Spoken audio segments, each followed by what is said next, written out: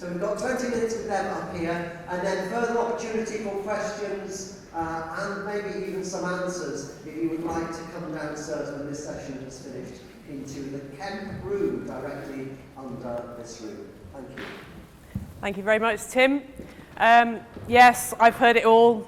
Alice and Dorrey tell us a story, Finding Dorrey, the amount of friends who wanted to take me to see Finding Dorrey, just so they could point at me in the cinema and say, "We found her!" Anyway, can you hear me okay? Wave at me at the back. Good, they can hear me as well. That's really good. Thank you very much. So, what we'd like to do to start with, to help you to reimagine learning as in a way that's appropriate for pioneering, is to watch a short clip, a video clip, which hopefully will work. As you're watching it, the question we want you to have in mind is, what does this teach us about learning? What does this teach us about learning? It's only about 3 minutes long, and then afterwards I'm going to ask you to shout out what you think it taught you about learning.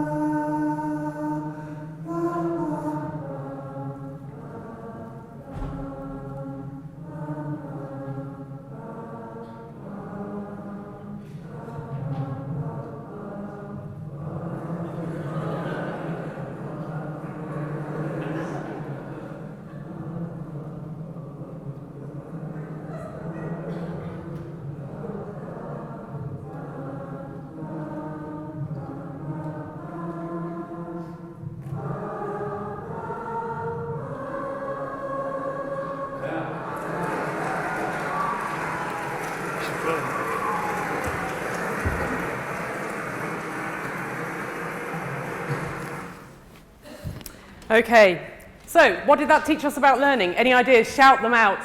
Learning can be fun. Learning can be fun? Participation. Participation, brilliant. Yep. Say again?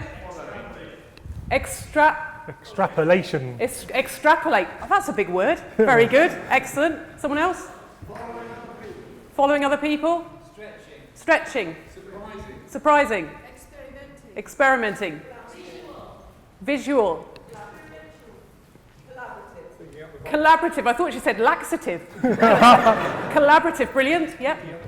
Thinking outside the box. I think our work is done. Yeah. So we'll just go down and then we can talk about... We wanted to make the point that we can learn in very different ways. Traditionally, you all know that if we go back a few decades, most learning, if you wanted to learn something new, you'd go on a course, training course, maybe school, college, university. You'd read books, maybe, to find out things in the traditional way. And in the Enlightenment kind of way of, you know, rational study of books and things like that will teach us everything. That was our all. That's how we learned new things. Well, we're in a different world now. So it's been a few decades probably since this pastoral cycle. If any of you have ever done any training in relation to theology and ministry, you probably will be familiar with something that looks a bit like this, the pastoral cycle. And this was a revelation really, because it was us saying, okay, so academic learning is one thing, but really what the problem is that in my parish or what situation, I've got this situation, and how does the theology talk to the situation I'm actually in? And so we started to value experience as a way of learning. And so we use this experience, we analyse the experience we've had, we might use sociology, we might use psychology, we might use discussion with others, whatever it is. Then we look at theology, we look at the church tradition, we look at the history of theology, we look at what does the Bible have to say to this experience that we're having at the moment, and then out of that we decide what action we're going to take, what we're going to do to move the thing forward. So that's what the pastoral cycle was, but that was quite a big shift from reading books to actually saying, well, what is our experience, and what is our experience combined with the books and other things teaching us about theology, about God, and how we can move forward, how we should be acting. Now we're in a different place again. And in terms of learning from pioneers and learning with pioneers and people who are planting fresh expressions of church, what we've done is we've come up with a list of maybe 6 or 7 so characteristics that we have noticed, Jonathan and I, about learning when we're learning together with pioneers. And it's many of the things that you started to say, shouting back at me from that video clip. We'll just talk about each one briefly here, but if you've got more questions about what this might actually look like, then follow us down to the question and answer afterwards. Is that okay? Yes? So the first thing for us to say about learning with pioneers is that it's emergent. Surprise, surprise. Things are emerging. We cannot predict what we're going to be learning today. We can't. We don't know what it's going to be. What were you going to say about emergent theology? As we, in Leicester Diocese, as we seek to train lay pioneers, one of the values we hold by is saying we follow a God who is active.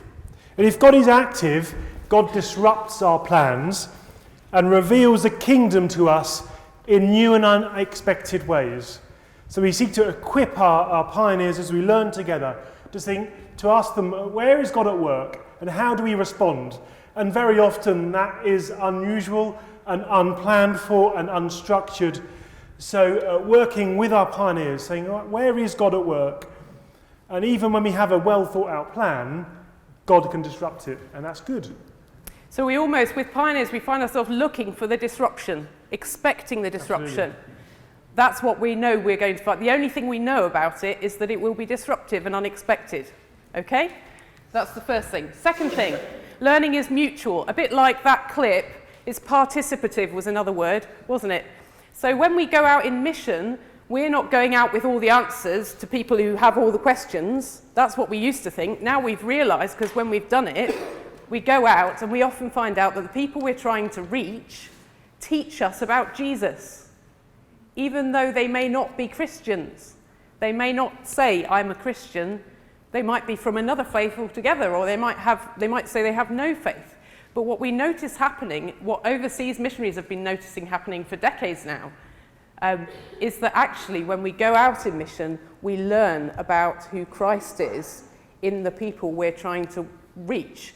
And so there's a mutual element of learning. Do you want to say something about that? Another one of our values is that we seek to introduce material in a way that is participatory, and that we try and build up the body of Christ through our learning.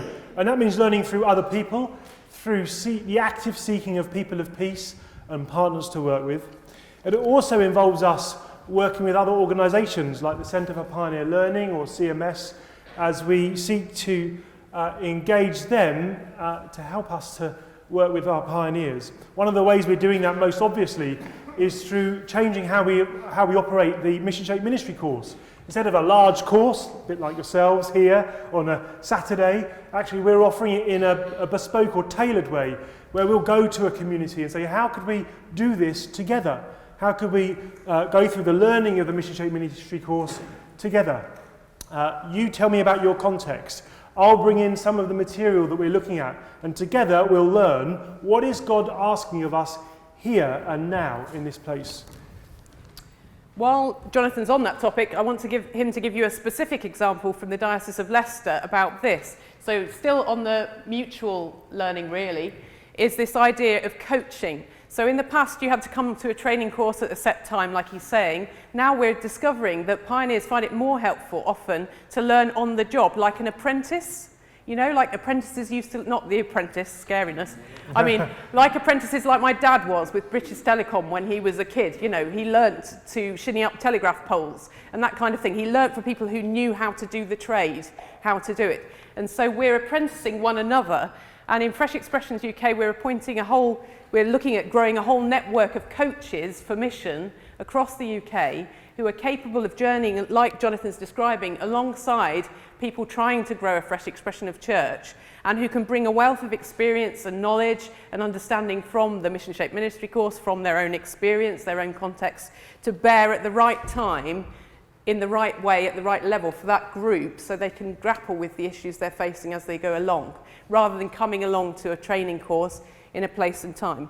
A lot of the people that I work with on outer urban estates in Sheffield, if you mention the word training course, anything like that, anything like a school environment, no way. You won't get them anywhere near it. But someone coming alongside as a coach to where they are, it's following the Fresh Expressions rule of thumb that we go to where the people are and we stay with them there and we do it with them there. Tell us what you've done with that group. Give a couple of examples. So we would say that we seek to privilege practice and active learning and spiritual discernment because we're not very good at doing that. And the best way to do that is together with others. So as we explore a flexible approach to delivering the Mission Shaped Ministry course, we're working with 3 examples. One church, we've done 4 sessions together, and already they're thinking, well, we think we know who God is leading us to reach out to. So rather than any more input, could you change the nature of our relationship so that we can start something, we can explore something, particularly working with those who are living on their own and isolated, and then instead of more teaching, you can help maybe mentor us or coach us in exploring what we're doing and what we're learning about God. Whereas another context we're working with are saying, well, we know that in the next few years, our clergy numbers and our structure as a team is going to change quite significantly. So we're looking to do Mission Shaped Ministry as a way of exploring how we do long-term cultural change in our approach to mission. So 2 examples, 2 different approaches that when we're being flexible, when we're being mutual, and when we're being emergent, we can take whole communities with us and equip them to be pioneers. Thank you. You'll notice also that we're not looking necessarily to having an expert doing all the teaching, as it were. We're actually using pioneers to share knowledge and understanding between themselves. So it's not always somebody coming in from outside.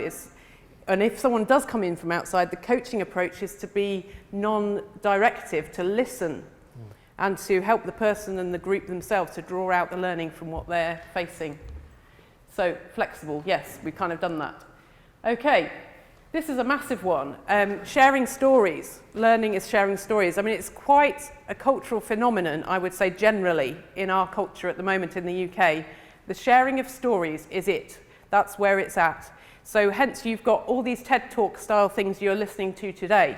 We've adopted that way of going on to help you to get a taste of something. And then if you want to follow it up, you can go to the Q&A. TED Talks have become a really useful way for pioneers to share what's happening in their context in a meaningful way with other pioneers, and then to question one another. So just a short taster of this is what things look like from my perspective.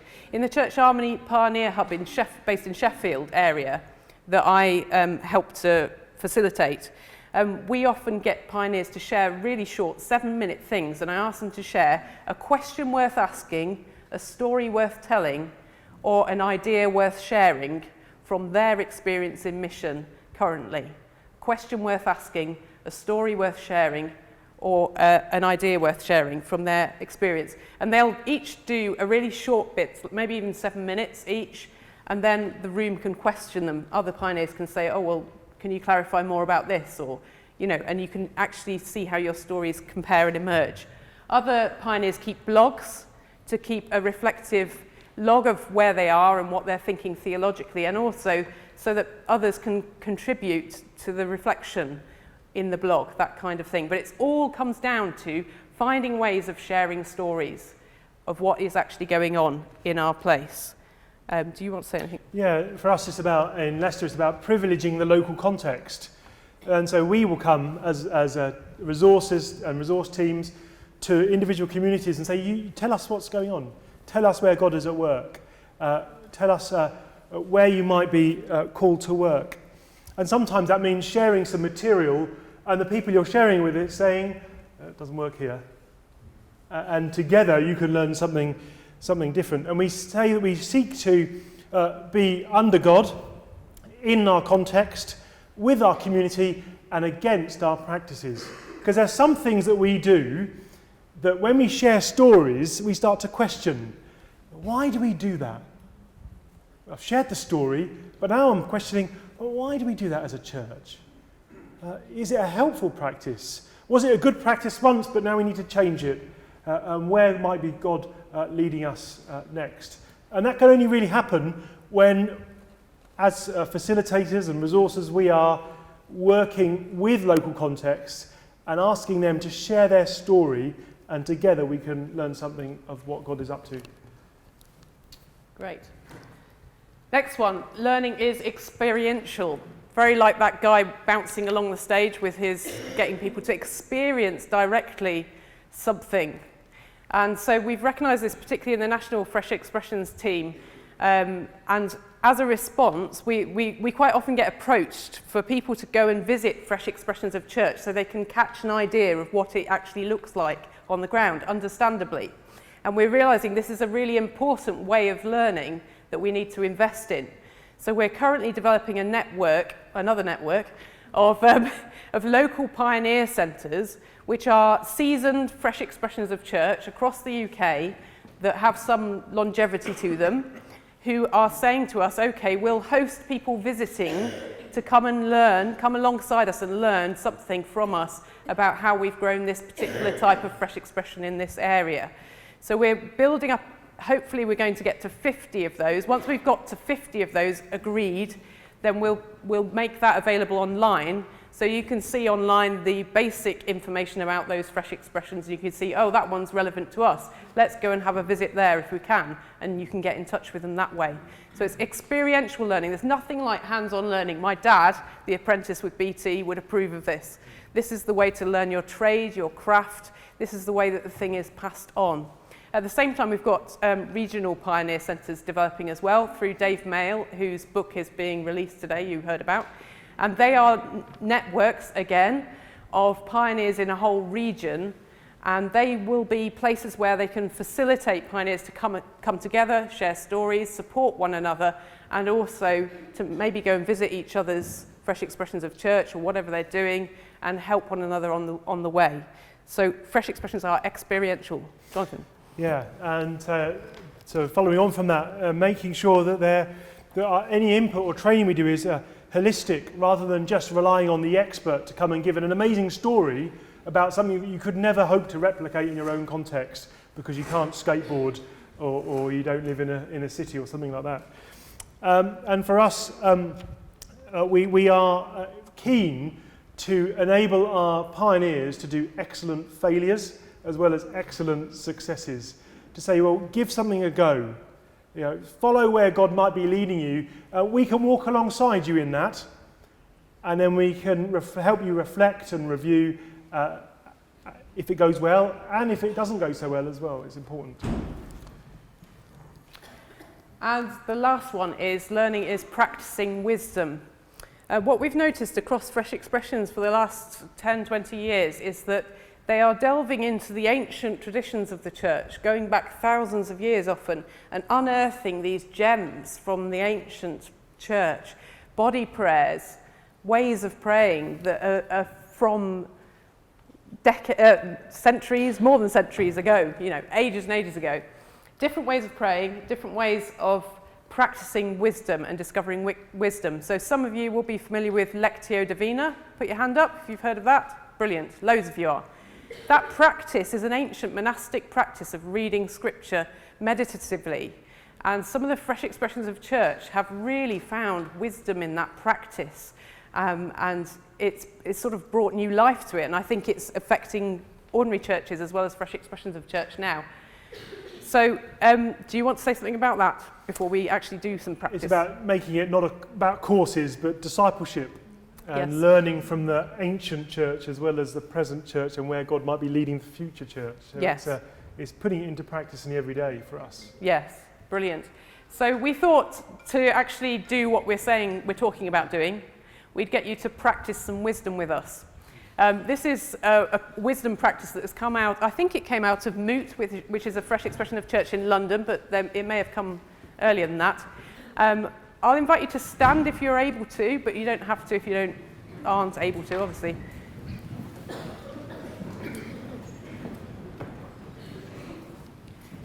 And hopefully you will find this practice of wisdom a gift in this crazy day that we're having. The words are, "Be still and know that I am God." Yeah? Familiar words to some of you at least. Say it after me. Be still and know that I am God. Great. What we're going to do is sing that really slowly to a regular pulse on one note. You can pick any note you like. I don't care if you hate singing, you've never sung before in your life, it doesn't matter. There are no wrong notes. Pick a note. If you can pick a note that's different from the person next to you, brilliant. If you can't, fine. So I will start by singing. We'll sing that "Be still and know that I am God." Really slow pace. And then we'll sing it again and we'll miss one word off the end. So "Be still and know that I am." And then we'll sing it again and we'll miss another one off. "Be still and know that I." "Be still and know that." And so on until we get down to "be," right? And I'm hoping that as we sing, we will become still and know that God is God. Okay? So I'm going to pick a note. You do not have to sing the same note as me. Be still and know that I am God. Be still and know that I am. Be still and know that I.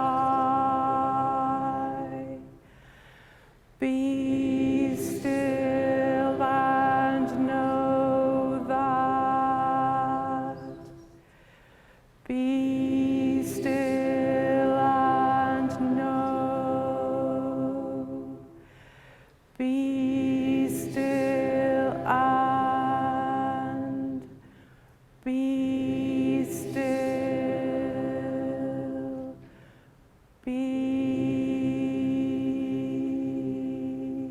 We'll do it once more. Be still and know that I am God.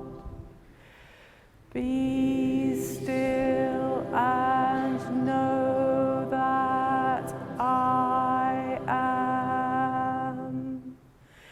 Be still and know that I. Be still and know that. Be still and know. Be still and be still. Be.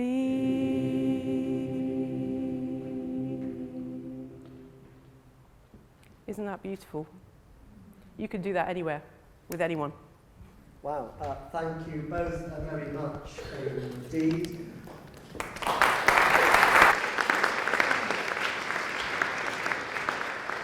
If you want to follow that up with some questions, please come down to the camp room immediately underneath here.